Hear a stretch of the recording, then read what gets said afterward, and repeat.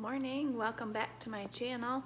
It's a Saturday here. It's real cold and snowy outside, and so I just thought I would take you along with me, and I'm gonna do a little bit of meal prepping and just trying to get a good start on the week ahead as far as like dinner planning and cutting up some stuff for snacks. And also, we never got around to making our Santa cookies for Christmas. And when that happens, we make them for Valentine's Day.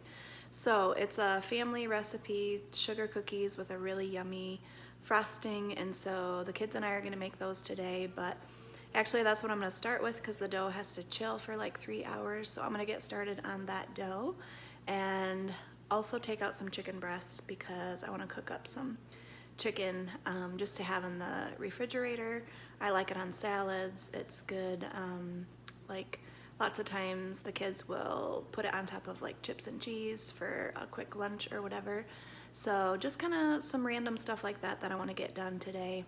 I prefer to do stuff like this on Saturdays versus Sundays because we really just like to, after church, chill out on Sundays and relax. So we're gonna get started with the dough first. Sometimes I get asked about my KitchenAid like pull-out stand thing. That was one of the things when we built our house that I was really adamant that I wanted because I absolutely hate, you know how heavy a KitchenAid is? I hate lugging it out of the pantry and setting it up, and I just dislike that a lot. And so I actually gave up the like the pull-out trash cans, and I wanted that pull-out mixing stand instead, and I've been very happy with it. Just mixing up, I mixed up the shortening and the wet ingredients there. Now I am adding all of the dry ingredients, and this is a really great cookie recipe. It's very easy. Sugar cookies can be pretty difficult, so it's a pretty good, easy one. Then I wipe it all up and just tuck it back away in my cupboard.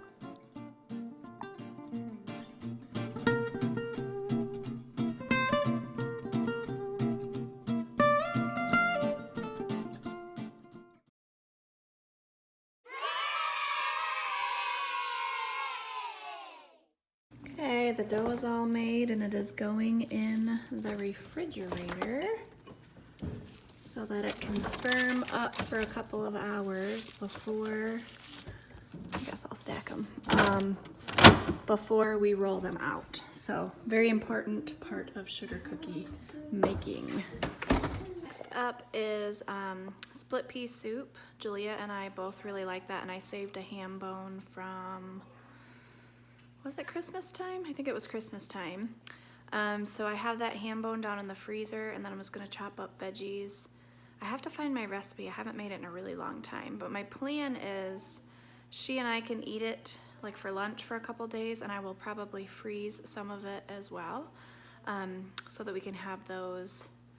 You can only have so much split pea soup before you're sick of it, and it does make a large batch. So I'm gonna go find that ham bone and get the soup going.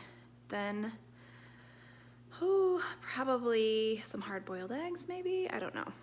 Okay, I took a minute to write down exactly what I want to do here. So the split pea soup, I do want to do some hard-boiled eggs. I have some peppers I want to get sliced up just so we can eat them. I want to cook that chicken breast, sugar cookies, and then I do want to make some Caesar dressing. I will probably add to this as well because I don't know what we're having for dinner tonight. Oh, I know what I want. I want to do some jalapeno poppers because I have some jalapenos that need to be chopped up or used up in the fridge.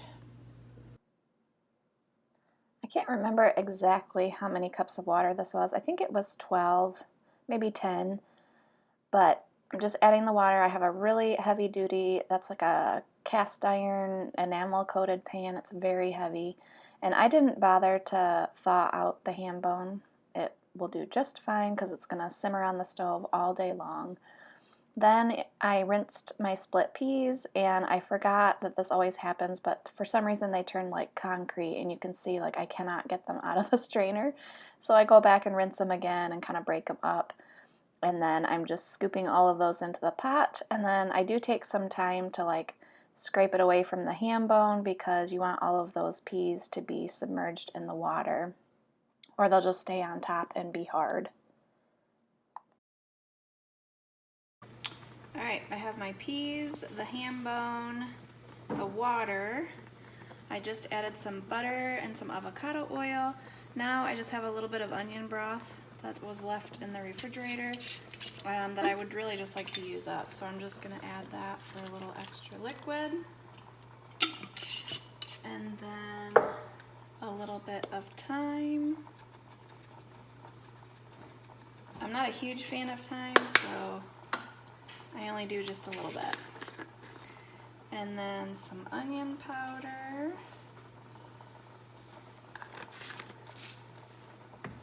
We'll get this stirred up and then we will add the veggies in. I have onion, celery, carrots, garlic, 2 bay leaves. It didn't call for celery, but I really like celery, so I decided to add it. So now I'm just going to dump this in with everything else and then set it on the back of the stove, way back here on low, and you just want it to lightly simmer all day long. And then I might even come through and pick some of the meat off the bone once it thickens up. This will thicken up a ton because of the split peas as it sits all day.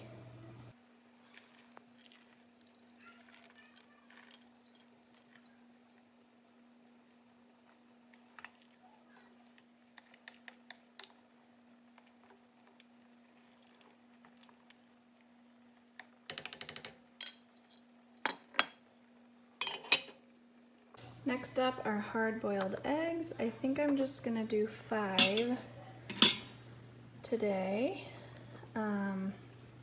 This is my last carton of eggs, and I'm not gonna be at the grocery store until next week sometime. So I'm just gonna do 5, a cup of water. And if you've not tried your eggs this way, it is the best way to do it. Oh, something's in the way. Oh, let me fix my ceiling ring a second. Okay.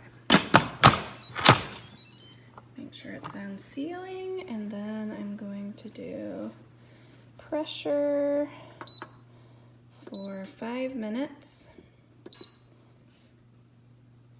And then once it's done, I'll let it do a natural release for 5 minutes, and that's my preferred doneness of eggs. But it peels so easily when you do it this way. Plus I have a little egg shaker thing that gets the shell off super easy. I'll show it to you when they're done.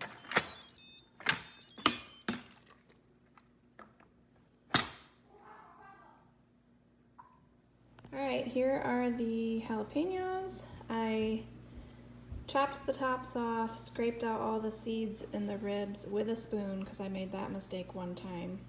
I was canning jalapenos and didn't wear gloves and did everything with my hands, and my hands were on fire for like 3 days. Super painful. So I'm just gonna add some cream cheese. I have a little bit of shredded cheese, and I have these bacon crumbles, and I'm just gonna mix it up in this bowl and then fill all of these with it. Then I'm gonna put it in a container and put it in the refrigerator because I don't think I'm gonna bake them until tomorrow. I think we'll have them tomorrow with like pulled pork for dinner. All right, cream cheese, bacon crumbles, cheddar cheese, and I added a couple of dashes of Worcestershire sauce in there because it sounded good. And so now I'm just gonna stuff them and get them in a container and put them in the fridge.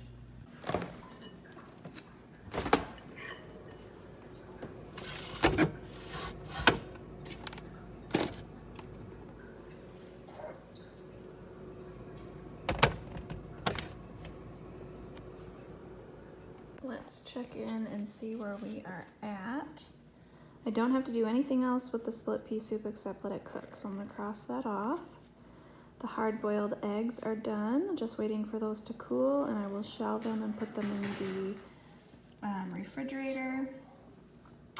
I checked, I don't think I'm gonna do this. I'm not gonna slice the peppers because I still have some sliced up in there, and they stay fresher if you don't slice them too early. Chicken breast is still thawing out. I've got the dough made, so we just need to put those together. I need to make that Caesar dressing. The jalapeno poppers are done. Oh, and I need to go out and take the pork out from downstairs so that it's ready for tomorrow. So I'm gonna go get the pork, and then I'm gonna do the Caesar dressing. And then we're at a little standstill. I'll probably finish up after lunch. Here is the pork that I took out, and I decided that we're gonna do pulled pork tomorrow night. The jalapeno poppers, probably some cornbread. I went and got a jar of green beans to put up here in the pantry.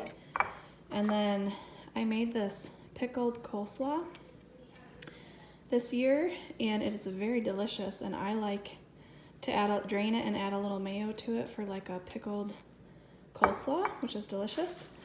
And then these are canned potatoes. And I just didn't want to forget to add them to the soup when it's all done because they're already cooked. So I'm just gonna leave those right there so I don't forget about it. And I'm planning a nice dinner tomorrow night on Sunday night because it's been kind of a rough weekend. If you are not aware, my husband Jason is a pastor, and this weekend there have been 2 very hard funerals this weekend. So by the time he gets home tomorrow from church, he's gonna be pretty mentally exhausted. So we're just gonna chill out, and I'm just gonna put the pork in the crock pot, do like a pulled pork type of deal. And we can just chill out, maybe watch a movie with the kids tomorrow night or something like that, or Alaska the Last Frontier. We all like to watch that together. So that's kind of why I'm planning ahead for tomorrow, just so I get the pork in the crock pot soon enough and all of that. So I think we're on to Caesar dressing, and then I'm gonna take a little break for a little while, and we will resume after lunchtime. Before I mix this up, I thought I'd show you what is in here. This is the Caesar dressing. It's 1/4 a cup of Parmesan cheese, 3/4 of a cup of mayo, 2 tablespoons of sour cream, fresh lemon juice, 1 teaspoon of Worcestershire, 1/2 teaspoon of Dijon mustard. It says 1 large garlic clove, but I just didn't feel like it, so I did garlic salt and pepper to taste, so then I just added pepper. So all I have to do is mix it up really well and put it in the refrigerator. This is a really great alternative if you don't have the anchovy paste and everything. The Worcestershire really gives it that good like Caesar dressing flavor. Here's that egg thing I was talking about. It comes like this. It's called the Neg. So you put a little bit of water in the bottom of it. Take your egg, put the top on, shake it,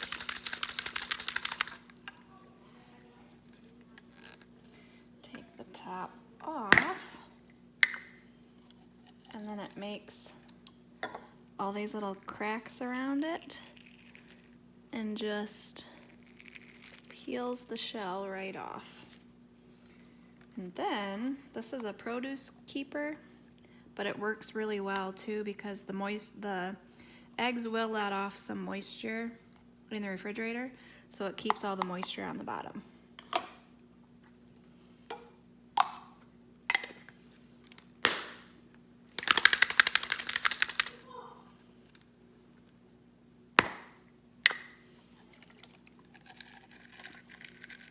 Can't even get it out of there because the shell's just sliding right off. There we go. I like to clean as I go. This was kind of before I took my rest because I just cannot stand. I have a very large sink and I just cannot stand when it is totally full of dishes. It's very depressing. So I decided to go ahead and clean up. I made a ton more dishes after this, but at least I got the first batch taken care of before I took a little break. And you can see I love Mrs. Meyer's dish soap. It is my favorite. We are ready to get started on the cookies. So the dough is nice and chilled. I just have this mat I like to roll it out on. And I have put a little flour. One year I tried powdered sugar because it's supposed to not make your cookies dry, but then they make like the outside of the cookie kind of crisp because the sugar crystallizes or something, and I didn't like that. So I just use as little flour as I possibly can. Ready to help? Yes. Rolling out dough has got to be one of my least favorite things. I'm just not very good at it. So I've been thinking about getting those silicone rings that go on your rolling pin, which I think would be really helpful. I don't know, I just don't have the pressure right or something. It's one of those things I'm just not good at. But here the kids are cutting them out with my antique cookie cutters. I love my collection of antique cookie cutters. I like to think about the ladies who have used them before me. And it's just one of my favorite things about making cookies. How's it going, kids? Good. So we have light pink, light purple, and white. Got a lot of cookies to frost. Yep. Like this much? Okay, let's have an update.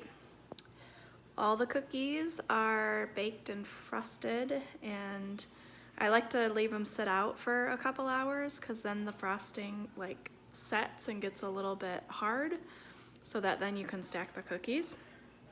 I have the chicken all laid out on the pan, and I'm just gonna season that up now, but let me show you the list and where we're at.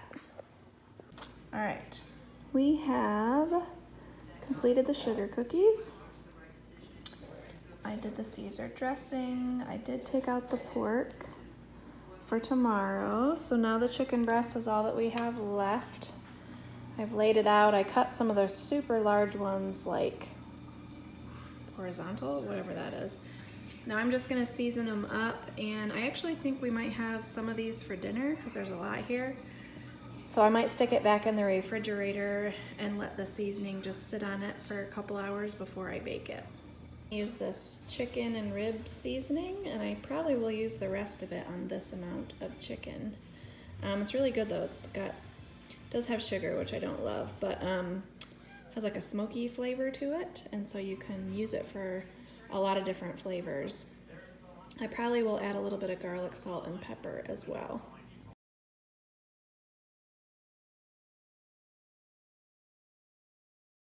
Okay, the chicken is in the fridge, and so technically I'm done.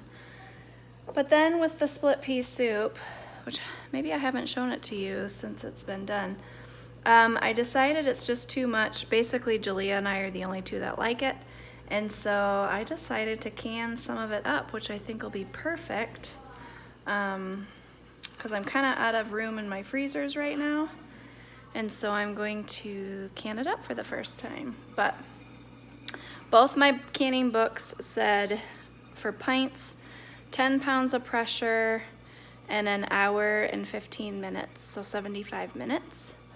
In a pressure canner. You have to do it in a pressure canner. So got my jars in the oven right now because you want to put hot soup in hot jars. And then I have the canner heating up as well.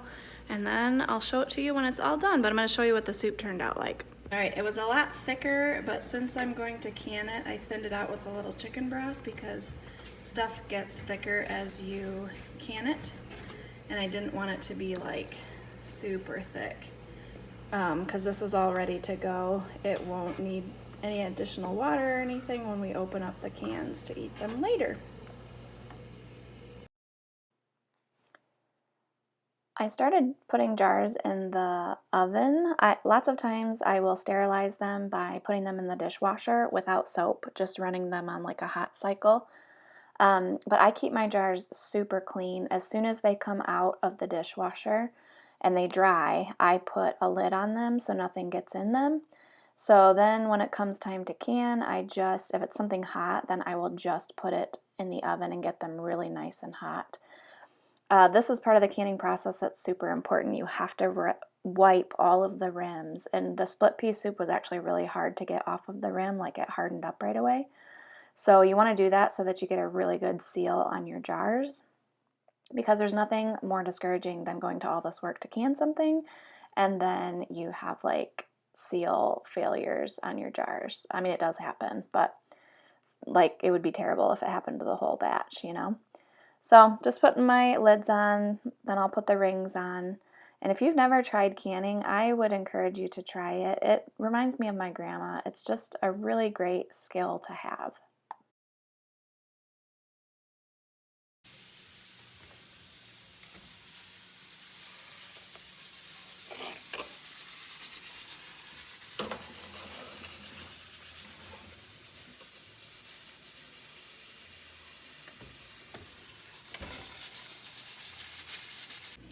Okay, I have a couple more pieces of chicken that were thicker that are still cooking, but I've chopped up everything that's cooked. We're gonna have some of this for dinner tonight. Here's how my split pea soup turned out. It's just out of the canner, so it does kind of change colors and separate, but I think it's gonna be delicious. And I'll let you know when I open up a can how it turned out. Okay, that's gonna wrap this video up. I hope you enjoyed following along with me. Took some breaks, kind of made my day a little bit longer because I canned that split pea soup, but I'm really glad that I did. I can add it down to my food storage down in the basement, and it'll be really, it's about the right size for one person to have. Quit eating the chicken, Journey, and wait for your father to get home. It's a little bit later, they're starving. So I'm excited to have that down in my food storage. So thanks for coming along, and we will see you in the next video. Bye.